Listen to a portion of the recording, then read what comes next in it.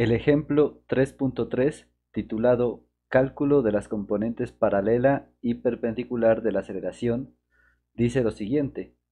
Para el vehículo de los ejemplos 3.1 y 3.2, obtenga las componentes paralela y perpendicular de la aceleración en el tiempo de 2 segundos.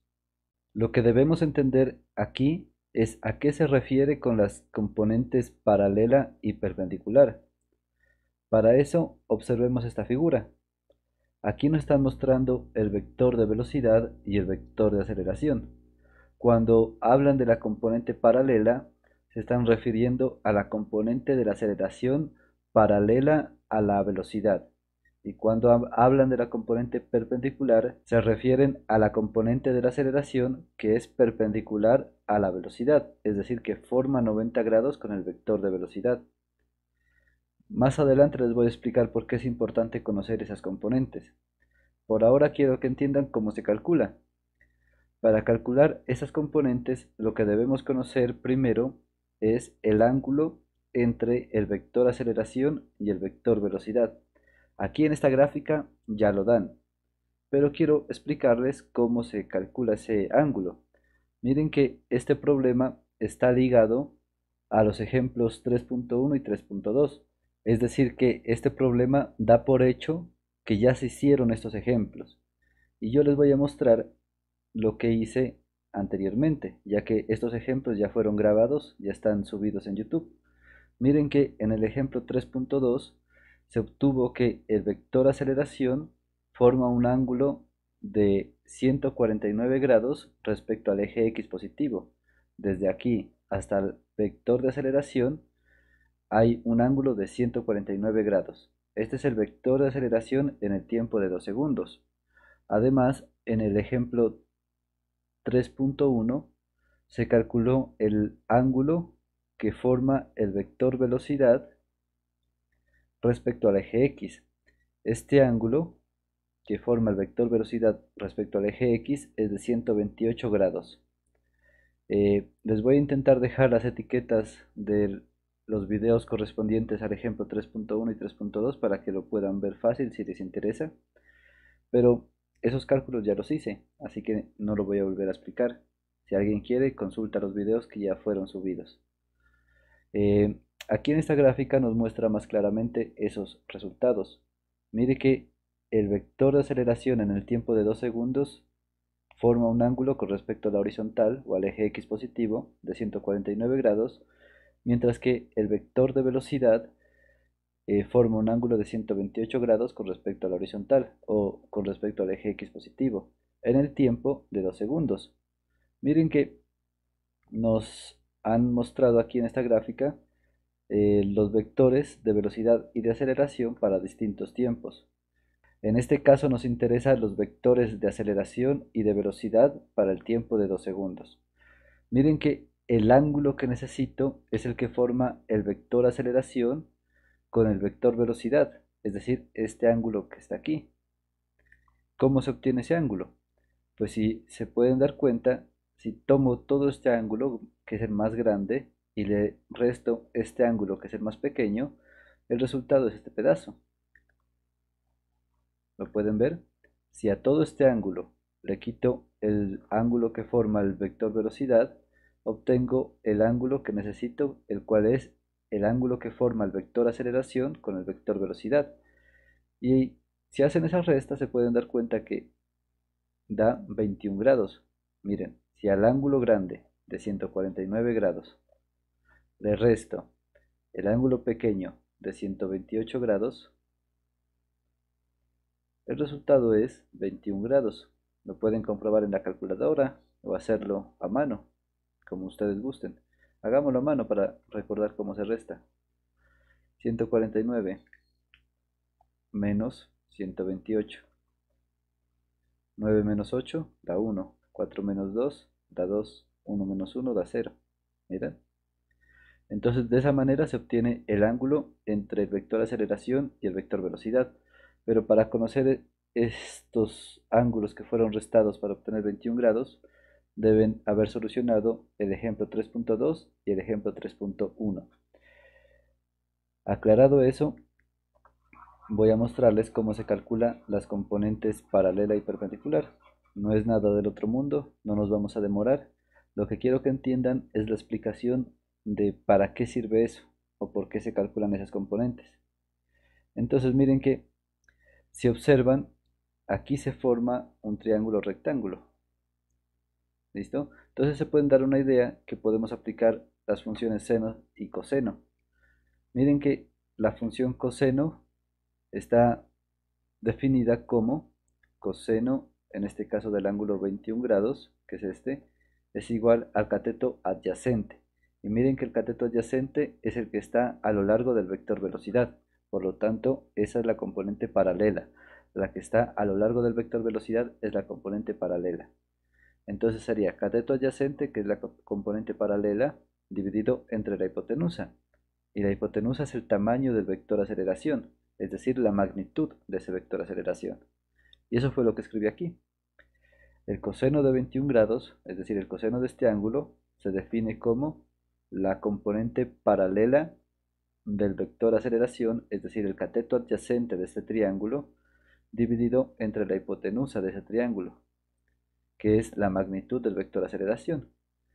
Ahora sí, despejamos la componente paralela, que es lo que nos pide calcular el problema. Para eso, lo que hago es pasar esta cantidad que está dividiendo al otro lado del igual a multiplicar. De modo que nos queda que la componente paralela es igual a la hipotenusa, es decir, a la magnitud del vector aceleración por el coseno de 21 grados. Ahora sí, reemplazamos los valores. Miren que la magnitud del vector aceleración la calculé en el ejemplo 3.2. Esa fue calculada aquí, es un resultado previo. Entonces, tomando ese resultado previo, lo reemplazo aquí. La magnitud del vector aceleración es 0.58 metros sobre segundo al cuadrado, multiplicado por el coseno de 21 grados. Si hacen estos cálculos en la calculadora, el resultado es que la componente paralela de la aceleración es igual a 0.54 metros sobre segundo al cuadrado, aproximándolo a dos cifras significativas. Ahora miren que la componente perpendicular es esta de aquí, la que forma 90 grados con el vector velocidad. Esa componente, si lo pueden notar, corresponde al cateto opuesto de ese triángulo, al cateto opuesto. Entonces, debo usar la función seno, porque la función seno se define con el cateto opuesto dividido entre la hipotenusa. Seno del ángulo 21 grados es igual al cateto opuesto, que corresponde a la componente perpendicular. Este símbolo de aquí representa perpendicularidad, porque forma 90 grados. Este símbolo de acá representa paralelismo, dos líneas paralelas. Entonces, el seno de 21 grados es igual a la componente perpendicular, que en este caso es el cateto opuesto, dividido entre la hipotenusa, que es la magnitud del vector aceleración. Si paso esta magnitud del vector aceleración que está dividiendo al otro lado a multiplicar, ya he despejado la componente perpendicular. Y de ese modo tenemos que la componente perpendicular es igual a la magnitud del vector aceleración por el seno de 21 grados. Y lo demás es sustituir y solucionar en la calculadora. Si hacen en la calculadora, les tiene que dar aproximado a dos cifras significativas, que la componente perpendicular de la aceleración es igual a 0.21 metros sobre segundo al cuadrado. Y con esto ya tenemos la solución al ejemplo 3.3. Ya tenemos la componente paralela y la componente perpendicular. Eso sería lo que nos pide, pero yo les quiero explicar por qué es importante calcular esto. Entonces, los que gusten se pueden quedar un par de minuticos más, no nos vamos a demorar. Un tema que se suele estudiar en el colegio es el movimiento circular uniforme.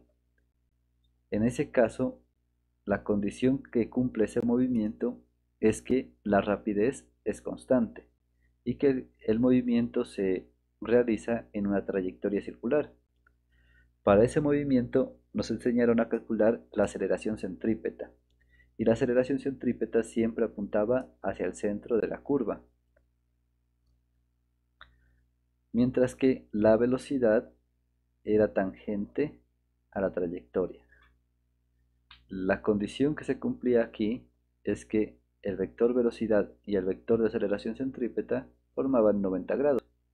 Miren que en este caso solo tenemos una aceleración perpendicular a la velocidad. No hay una aceleración paralela a la velocidad. Cuando no hay aceleración paralela a la velocidad, la rapidez se mantiene constante. Ese era el caso que estudiaban en el colegio, un movimiento circular con rapidez constante.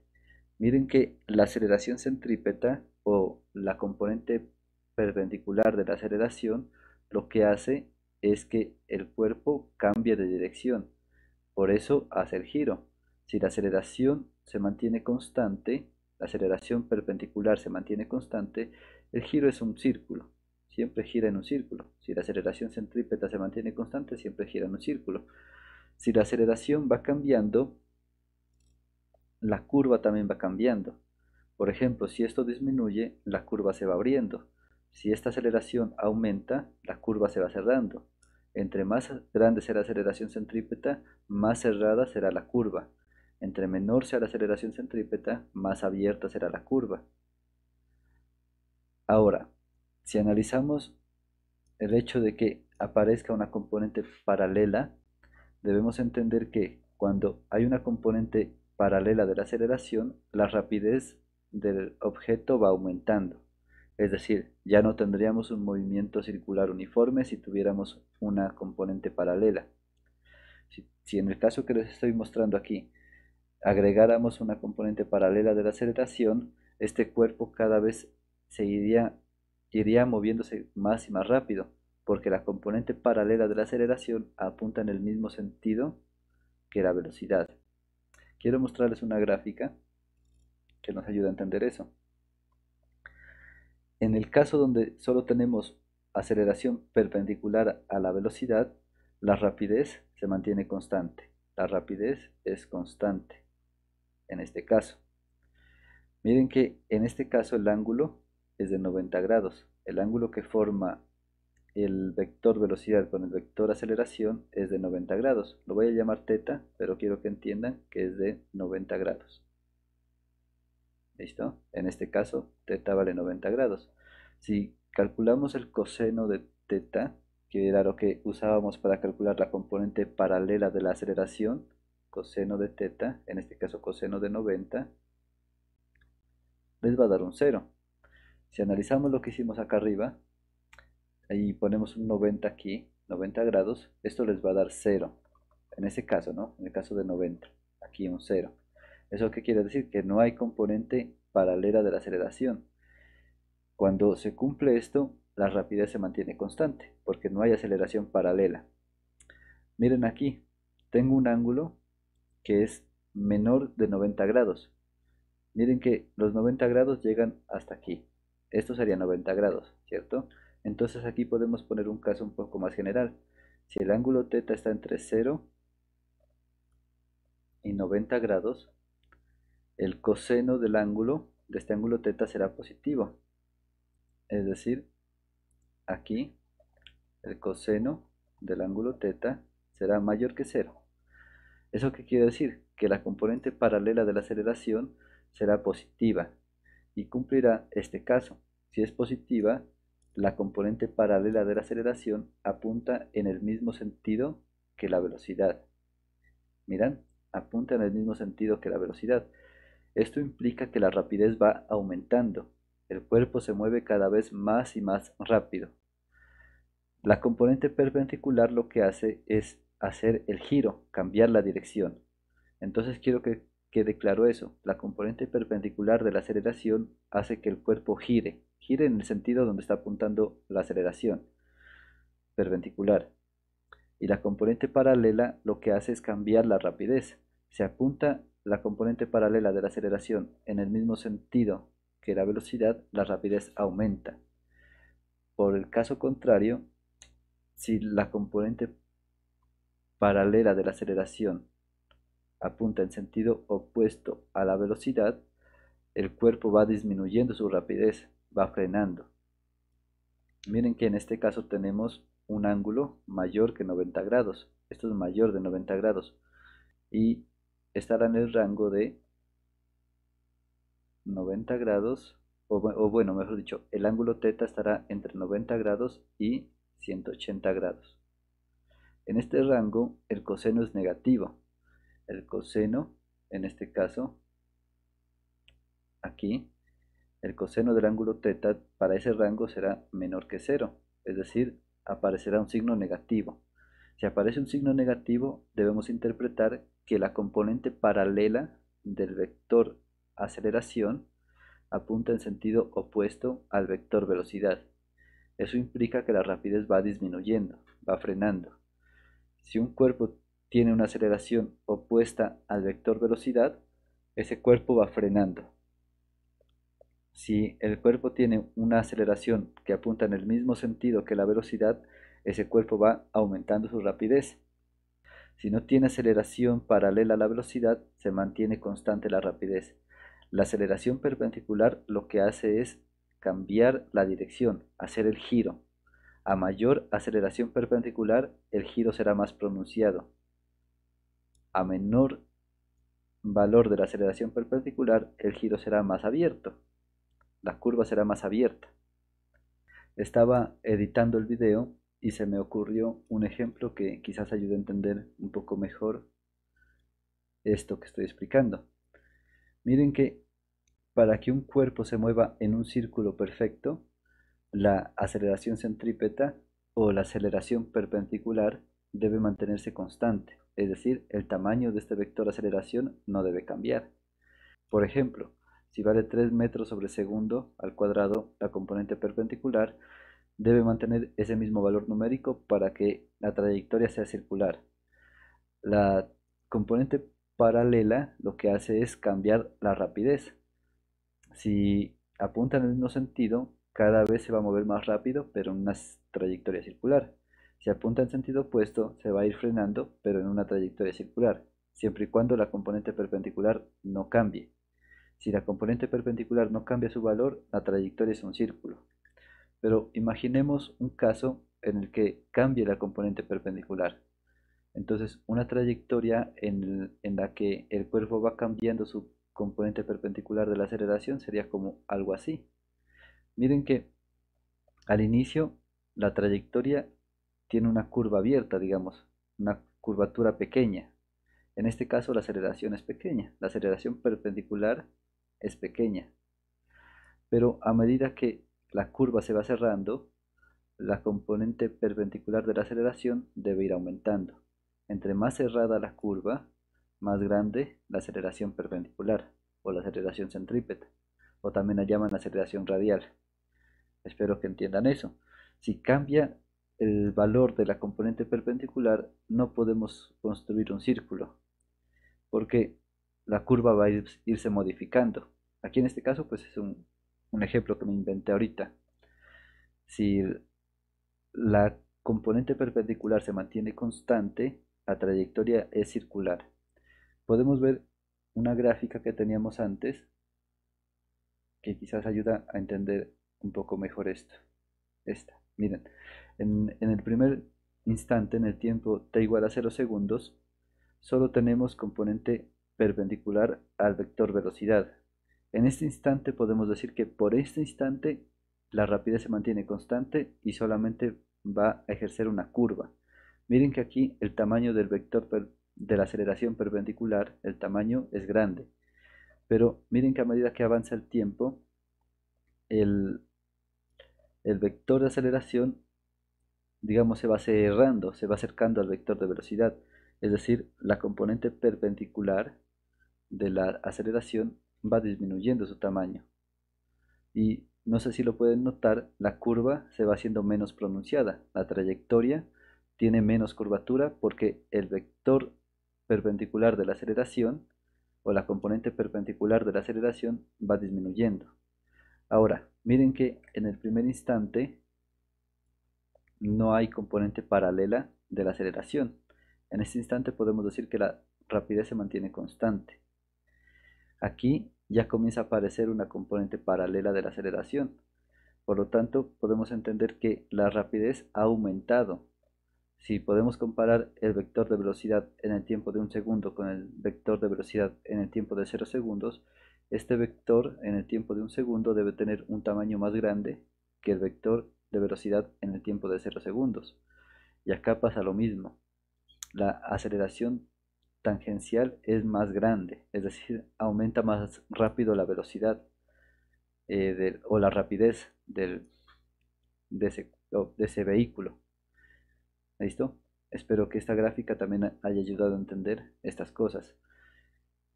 El, el tamaño de la aceleración perpendicular me indica qué tan pronunciada puede ser la curva. A mayor aceleración centrípeta o a mayor aceleración perpendicular, más pronunciada la curva.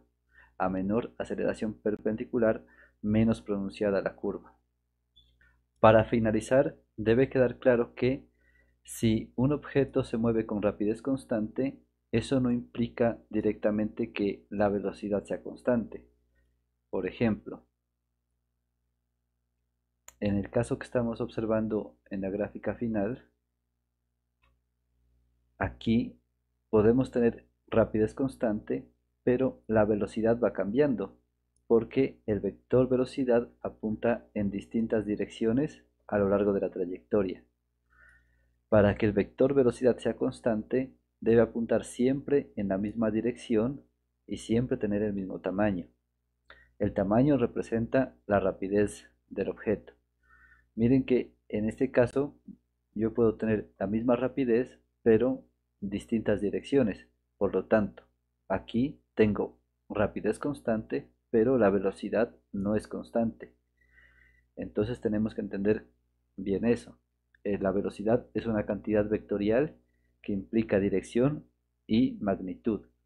En un movimiento circular uniforme, digamos que no tenemos aceleración paralela, que tiene rapidez constante, pero el vector velocidad siempre apunta en direcciones diferentes. Por lo tanto, la velocidad no es constante, pero la rapidez sí es constante. Hay que diferenciar eso. Para que la velocidad sea constante, siempre se tiene que mover a la misma rapidez y en la misma dirección. En ese caso puedo decir que la velocidad es constante. Si la dirección del vector velocidad está cambiando, no puedo decir que la velocidad sea constante. Si la dirección está cambiando, la velocidad no es constante. Pero en este primer caso podemos ver que la rapidez sí es constante. En los demás casos, tanto la rapidez como la dirección están cambiando. Por lo tanto, ahí no hay nada constante. Pero en el primer caso tenemos rapidez constante, más no la dirección. Por lo tanto, el vector velocidad no es constante, aunque el tamaño sí, la rapidez sí es constante. Y bueno, creo que eso era lo que quería explicar. Espero que lo tengan claro, porque esto ayuda mucho a entender los problemas que requieran curvas a movimientos circulares o a movimientos con trayectorias curvas. Ayuda mucho a entender esas componentes. Espero que les haya ayudado a entender esto. Espero que les sirva en algún problema, en algún examen que tengan. Por favor, si les ayudó, déjenme un like y suscríbanse, que eso me ayuda bastante a continuar. Si alguien tiene la capacidad económica de hacer alguna donación, lo puede hacer por PayPal, si están fuera de Colombia. Si están en Colombia, lo pueden hacer por Nequi o por Ahorro a la Mano. Cualquier donación será de gran ayuda para este proyecto. No siento más, me despido. Muchas gracias por ver el video hasta aquí y nos vemos en una siguiente oportunidad. Hasta luego.